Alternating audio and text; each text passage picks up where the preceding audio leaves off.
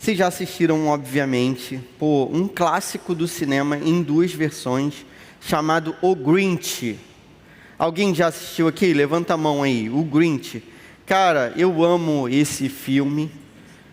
Eu forço os meus filhos a assistirem sempre perto do Natal. Eu gosto das duas encenações, aquela bem grotesca mesmo, que um cara se veste de Grinch e tal, é o Jim Carrey. Eu sou fã do Jim Carrey, beleza? Então eu acho aquilo o máximo. E eu gosto também do desenho, tem uma animação agora, que é toda singela, bonitinha e tal. Poxa, eu gosto das duas. Eu tinha tudo para ser um Grinch na minha vida, porque os natais nunca foram legais lá em casa. A minha família não era cristã, e ela se reunia Natal após Natal, e no Natal acontecia sempre uma briga familiar que durava quase o ano todo. E aí a galera resolvia se acertar perto do Natal, para que houvesse Natal, e no Natal brigavam mais uma vez. A gente daqui a pouco vai fazer um amigo oculto aqui, não sei se você está ligado. Eu trouxe meu chocolate ali, já preparei. Olhei a prateleira assim no supermercado, escolhi o mais barato que... Não, tô brincando, galera, escolhi um chocolate maneiro, mas confesso que o preço foi fundamental ali na hora de fechar. Cara, rolava amigo oculto na minha casa. Toda vez que tinha amigo oculto era briga. E, cara, o Natal sempre acabava mal, era sempre muito ruim.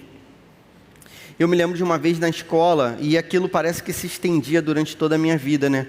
Na escola, uma vez, teve um amigo oculto também. E aí aconteceu um fenômeno lá, que é o seguinte: eu esqueci que ia ter o tal amigo oculto, e isso você pensa assim, década de 1900, início de 1990... Então, muito tempo atrás, beleza, a gente não tinha tantos recursos, a vida era totalmente diferente. Não existia iFood, coisa que você pedia assim, entregava na sua casa, nada disso. Acontece que eu esqueci que ia ter um amigo oculto. E eu tinha sorteado uma menina da minha sala, chamada Rafaela, que era minha amiga e tudo mais. E eu esqueci. E aí, em cima da hora de ir para a escola, eu me lembrei que, cara, eu tinha que dar um presente para a Rafaela.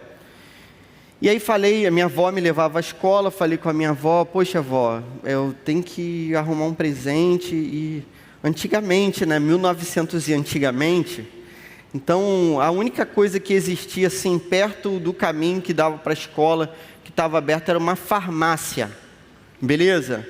Mas era uma farmácia de antigamente. Hoje na farmácia até picolé vende, não é isso? Você compra chocolate, você arruma qualquer coisa na farmácia. Os caras querem te vender alguma coisa. Você entra, você vai comprar. Mas antigamente não, meu amigo. Na farmácia só tinha remédio, shampoo e desodorante. Era o que vendia na farmácia. Cara, não tinha nada. Eu comprei um desodorante para dar para a menina. Não tinha papel de presente na farmácia, antigamente. E aí era um papel rosa. O pessoal mais antigo aí, né, os pais de vocês, os avós de vocês sabem o que é isso. Um papel rosa. Tinha um papel horrível lá, rosa. O cara embrulhou, era um tubo assim, que ele embrulhava, passava uma fita durex de cada lado e me deu na mão. Quando eu vi aquilo ali, né, e vi que já era um presente ruim, eu fui ficando meio nervoso. Quando cheguei à escola, as crianças perceberam que o meu presente era um desodorante, rapidamente, porque eles viram um tubo enrolado com negócio de farmácia, aí já começaram a zoar, aí minha mão começou a suar, aí aquele papel, ele se dissolvia na sua mão, aí rasgou. No final das contas, eu fiquei com um desodorante na mão, sem papel, sem nada, e aí chegou a minha vez, eu dei o desodorante para a Rafa. Coitada. Rapaz, a menina sofreu bullying depois, durante meses, por causa daquele tal desodorante que eu dei para ela. Ela me odiou durante toda a sua vida. Anos depois, eu estava na faculdade e encontrei com a Rafaela lá na UF. Ela virou a cara para mim, tipo assim... Anos depois, ela não tinha ainda me perdoado por aquele episódio terrível. Ou seja, o Natal tinha tudo para ser ruim para mim, e seria assim. Eu lembro desse episódio aí com a Rafaela, eu devia ter 10 anos. Porém, um dia, poxa, Jesus entrou na minha vida, eu tinha 15 anos então, e eu fui encontrado por Cristo. Cara, a partir daquele momento todas as coisas se transformaram. E aí, apesar de as brigas na minha família serem muito ruins, dentro de mim agora havia uma paz que excedia todo o entendimento, que superava todo o entendimento. Uma paz que não mudava, independentemente do que acontecia do lado de fora. Cristo estava comigo e eu vencia tudo a partir de então. Jesus veio a mim especialmente e mudou a minha história. Jesus, que já tinha nascido há 2000 anos, finalmente nasceu no meu próprio coração. E eu tive certeza de que eu não andaria mais sozinho e só andaria com Ele até o último dia. Ele prometeu que seria assim.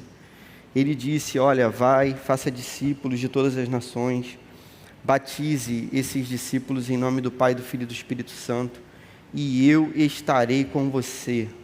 Ele disse isso para os seus discípulos e disse para mim. E eu tenho certeza que Cristo está comigo. Nessa noite, a gente se lembra de que há 2000 anos, Jesus vem ao mundo, e Ele vem para trazer aquilo que o nome dele significa. A gente vai ler aqui sobre o nascimento de Jesus, e é muito bacana que as pessoas que falam sobre o nascimento de Jesus, elas citam o nome de Jesus como aquilo que seria a sua própria vida.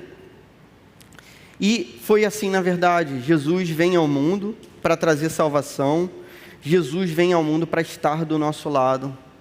O Deus Emanuel vem ao mundo, e Yeshua, aquele que seria o Salvador, Ele estaria conosco do nosso lado, o Salvador do nosso lado, a salvação do nosso lado, a salvação pertinho da gente. A gente pode abraçar a salvação de Jesus Cristo hoje. É isso que esse texto vai falar. Então saca só.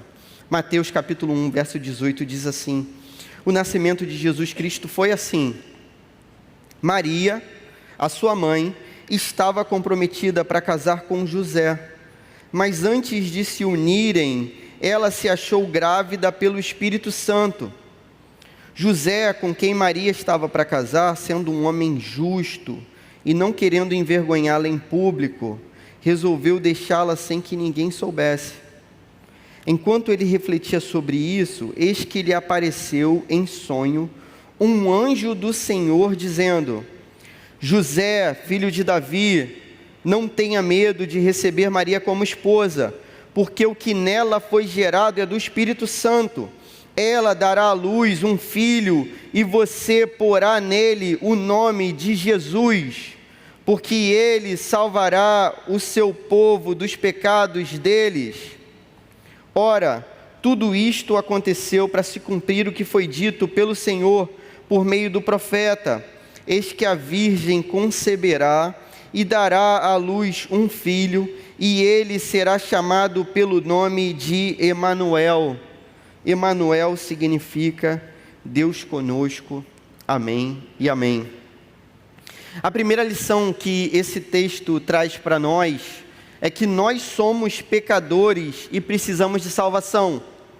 Porque, cara, que o presente dado por Jesus, esse presente de Natal, o fato de o Filho de Deus ter vindo ao mundo como um presente, é algo que possa ser rejeitado por alguém. Então, tipo assim, por que nem todo mundo aceita essa história? Porque essa história é também extremamente desagradável. Essa história tem um lado muito ruim, que é o lado de te avisar que se existe um Deus que é totalmente bom e totalmente santo e totalmente puro, nós não somos totalmente bons, totalmente santos e totalmente puros. A história de Jesus esfrega no nosso rosto o fato de que, se nós nos olhássemos no espelho da maneira correta, nós olharíamos e viríamos muitos defeitos em nós. Uma das doutrinas mais fáceis da gente defender, cara, na fé cristã, é essa doutrina do pecado que nasce com a gente. A gente nasce pecador. Isso é incontestável. Para quem já teve filho, isso é incontestável. Para mim, que já tive 2 filhinhos, cara, é inacreditável como desde pequeno a gente é inclinado para o mal e a gente faz o mal, mesmo sem ninguém ter ensinado isso para a gente. Como meu filho e meus filhos são egoístas muitas vezes, e teimosos muitas vezes, e desobedientes muitas vezes, e mentirosos muitas vezes, e vou parar a lista por aqui, para que eles não deixem de falar comigo, né? No futuro eles vão assistir essas pregações, meu Deus, o que vai ser do futuro? Só Deus sabe, né? Que o Senhor guarde o futuro dos meus filhos. Cara, mas é assim, se você abre o noticiário, se você liga qualquer coisa que seja de internet, você olha para as notícias do dia, você vai ver desgraça após desgraça. E no meio disso tudo, cara, estamos nós, seres humanos, nós fizemos isso. Beleza, isso é fruto da nossa própria história. Pode existir algum tipo de discussão no meio filosófico, a Bíblia nem entra nessa discussão. Pode existir algum tipo de discussão assim, onde que o mal surge, dentro do homem, fora do homem, o mal individual ou social, é tudo ao mesmo tempo. Tudo ao mesmo tempo. Quando o mal surge lá atrás em Gênesis 3, ele se espalha e o apóstolo Paulo vai dizer que todos pecaram e foram separados de Deus e não há mais um justo sequer.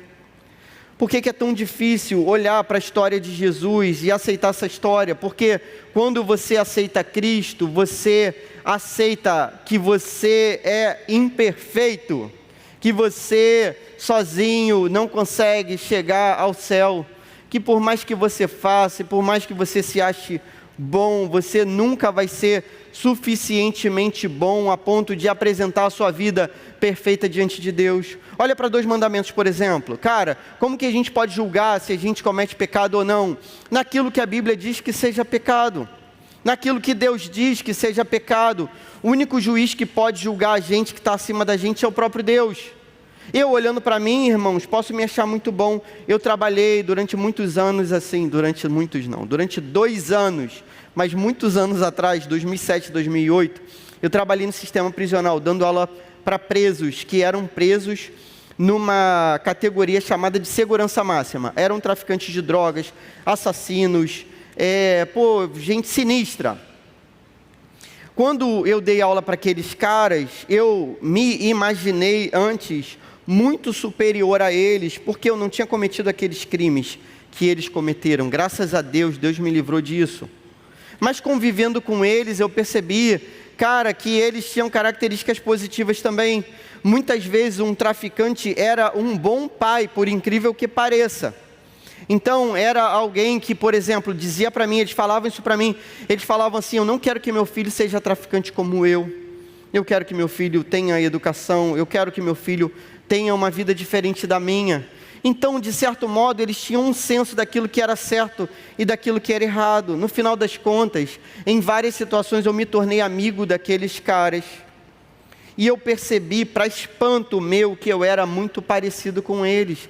Na verdade, totalmente igual, da mesma natureza. Querido, olha só, se há alguma coisa boa em você, a Bíblia diz que isso é fruto da misericórdia de Deus e da graça de Deus sobre a sua vida. Se eu não me tornei um monstro, traficante de drogas, terrível, assassino, no nível daqueles caras ali que se tornaram meus amigos, foi pela misericórdia de Deus somente, por aquilo que Deus agiu na minha vida para que eu não fizesse tanto mal quanto eu poderia.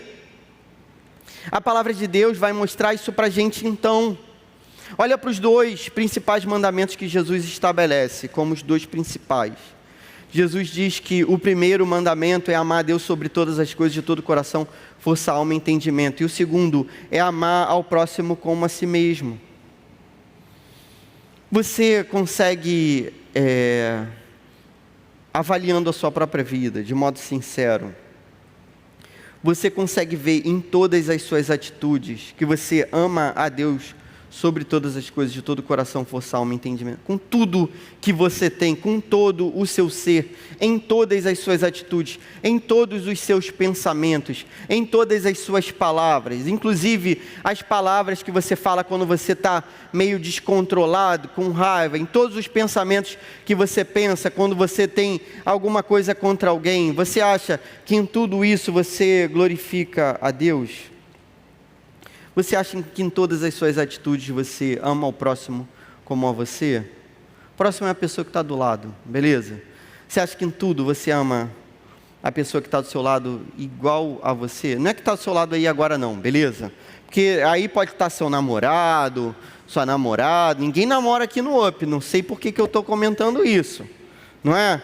Mas do lado pode estar seu amigo, uma pessoa legal, seu irmão, seu primo, seu parente, sei lá. Não. O próximo é qualquer pessoa, até a pessoa do ônibus do teu lado, motorista do Uber, beleza? A pessoa que te vendeu o pão na padaria, o caixa do supermercado. Você ama essa pessoa como você ama você? Seja sincero. Cara, é claro que não. Quantas vezes eu saí para comprar uma blusa para mim e não pensei em ninguém, tranquilo, e comprei para mim somente, e um tênis maneiro, e não pensei em ninguém, pensei em mim, e fiz para mim. E é isso que Jesus está querendo dizer para a gente.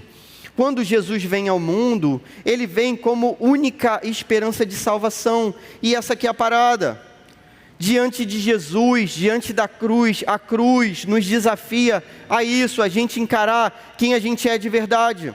Existe um livro clássico da literatura chamado O Retrato de Dorian Gray, do Oscar Wilde. A história é a seguinte: um garoto jovem e muito bonito e muito rico, ele herda uma herança gigantesca, e aí no tempo dele não existe máquina fotográfica, câmera para a gente tirar selfie, e ele contrata um pintor para pintar um quadro dele, um retrato. E aí o nome do livro é O Retrato de Dorian Gray. Quando o retrato dele é pintado, ele diz umas palavras lá, que é como se fosse um pacto que ele faz com o demônio. É isso, o livro é isso, beleza? E aí ele diz aquela palavra, o retrato dele é pintado. Na hora que ele faz aquele pacto, ele se torna o retrato, e o retrato se torna ele. Pô, como assim? Não entendi nada. É o seguinte, a imagem dele, ele é a fotografia imutável, sempre jovem, sempre bonito, sempre como se fosse perfeito. Mas a fotografia, então, o quadro na parede, é ele. E ele percebe que o quadro começa a envelhecer, e ele percebe que se ele se corta, ele fica totalmente bom, como na fotografia, mas a fotografia fica com a cicatriz, fica marcada. Um dia, olhando para aquilo que ele era na verdade, que é o quadro, o retrato, o espelho, ele resolve esconder aquele negócio num porão. Ele fica com medo das pessoas descobrirem o que estava acontecendo. Ele mesmo não queria olhar para a própria imagem. E ele joga a imagem dele no porão, ele se transforma num monstro, ele vive a vida sem freio, ele vive aquilo que é chamado de liberdade lá fora, que é você não poder dizer não para nada, e isso nunca foi liberdade nem será. Eu sou livre quando eu posso dizer não, mas a liberdade que ele achava que era a verdadeira era dizer sim para tudo. E ele vive uma vida de podridão, e no final das contas, o final da história e o final do livro, e já estou te dando todo o spoiler para você nem ler esse livro mesmo, ele se encontra com um retrato, e o retrato então era um monstro, o monstro era a imagem dele. A Bíblia, irmãos, é esse retrato para nós. O Evangelho é o espelho colocado na minha face, me mostrando os meus defeitos, me mostrando que eu mesmo não sou perfeito, me dizendo que por mim mesmo eu não posso chegar ao céu. Então o céu tem que descer a mim. O Filho de Deus se torna filho dos homens, para que os filhos dos homens possam se tornar filhos de Deus. Jesus desce a esse mundo, ele se faz homem, ele se humilha e ele vive a vida mais desprezada de todos. O mais desprezado de todos os homens é Jesus Cristo, aquele de quem as pessoas escondiam o rosto. Você já viu uma cena tão ruim na sua vida que você precisou virar o seu rosto? Já vi algumas. Jesus era essa pessoa de quem as outras escondiam o rosto, tamanho sofrimento na cruz.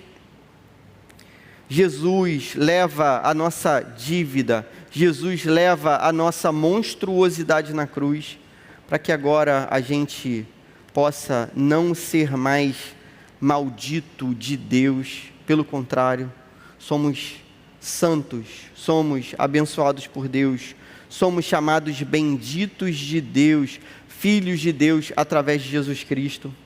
E essa é a segunda lição desse texto. O Filho de Deus vem a nós e nos convida para irmos até Ele. Irmãos, a história do Natal é essa. Jesus veio a esse mundo para que pudesse haver salvação. O nome de Jesus, Jesus significa salvação, aquele que salva, o Salvador. Jesus, Josué e Yeshua, na sua língua, significa isso, aquele que traz salvação. E Emanuel, como foi lido aqui, Emanuel significa Deus conosco. A salvação está do nosso lado. A salvação nos convida, o Deus que vem a nós, nos convida para irmos a Ele. O convite está feito nessa noite para você. Alguém te enganou, falou para você que você viria aqui participar de uma festa, do amigo oculto e comer uma parada lá fora. Não, você veio aqui para ser convidado por Cristo. Você veio aqui, isso é o que mais interessa, nada mais importa diante disso. Você veio aqui nessa noite para que você fosse convidado por Jesus Cristo, a que você entregasse a sua vida a Jesus e você fosse completamente santo, transformado, filho de Deus. Foi assim comigo há muitos anos atrás, quando eu tinha 15 anos. E eu creio que pode ser assim com você também. Jesus te convida a entregar a sua vida a Ele, não confiar em si mesmo, a aprender da sua própria palavra, a viver no meio do povo dEle, da igreja dEle, a ter uma vida totalmente transformada e nova diante dEle. E a partir disso, cara, o Natal lá fora pode ser ruim, sua família pode continuar brigando, a vida pode parecer a mesma, mas tudo vai ser diferente quando Jesus estiver do seu lado. Essa é a salvação de Jesus Cristo e essa é a maravilha do Natal. Como que a gente vive isso? Lembre-se do mais importante e anuncie esta verdade. Só há salvação em Jesus. Isso é o Natal. Jesus é totalmente exclusivista. A gente vive numa sociedade que bate no peito para dizer que é inclusiva. Beleza? Inclusiva. Só que Jesus é totalmente exclusivista. Jesus diz que só há salvação nele. A Bíblia reforça isso. O convite é para todos. O convite é inclusivo. Mas o caminho é exclusivo. É somente por meio de Jesus.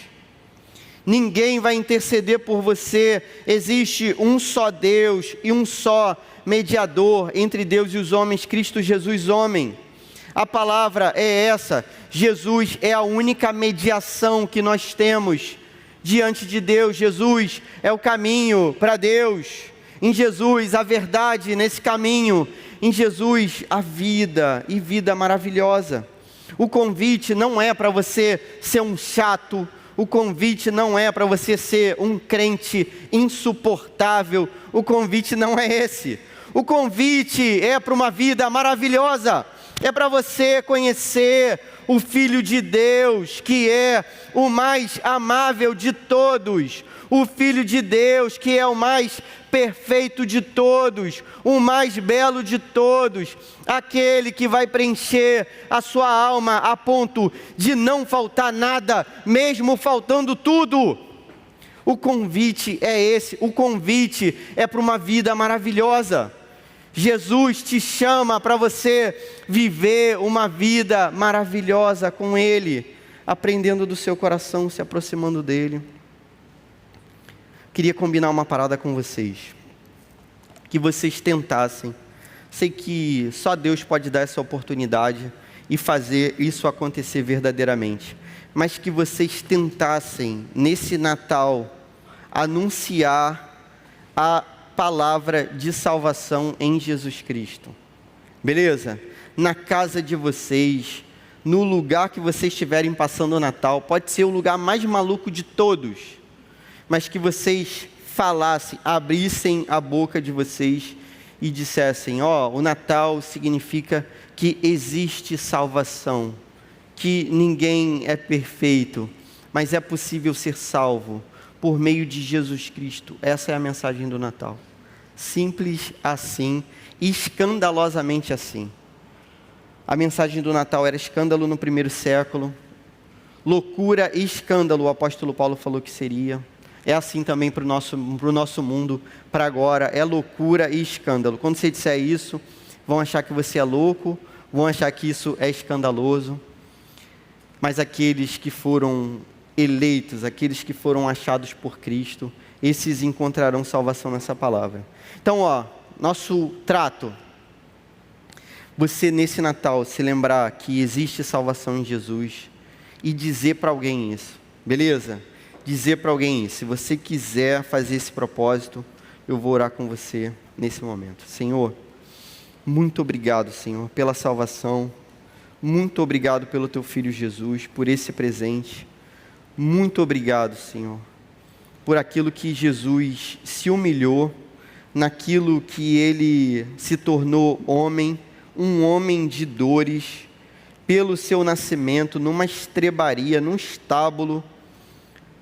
Muito obrigado, Senhor, muito obrigado pela cruz, pelas feridas, muito obrigado, porque você, Jesus, tomou o cálice da nossa punição no nosso lugar, para que hoje fôssemos considerados justos diante de Deus. Dá coragem para a gente anunciar essa palavra, ainda que essa palavra não seja tão aprazível, tão legal, tão bacana, mas é a única mensagem verdadeira e a melhor de todas, certamente, porque é a verdade do Evangelho. Então peço que seja assim, Senhor. Coloque a boa notícia nos nossos lábios, dá coragem para a gente, muda a nossa história, em Teu nome, amém.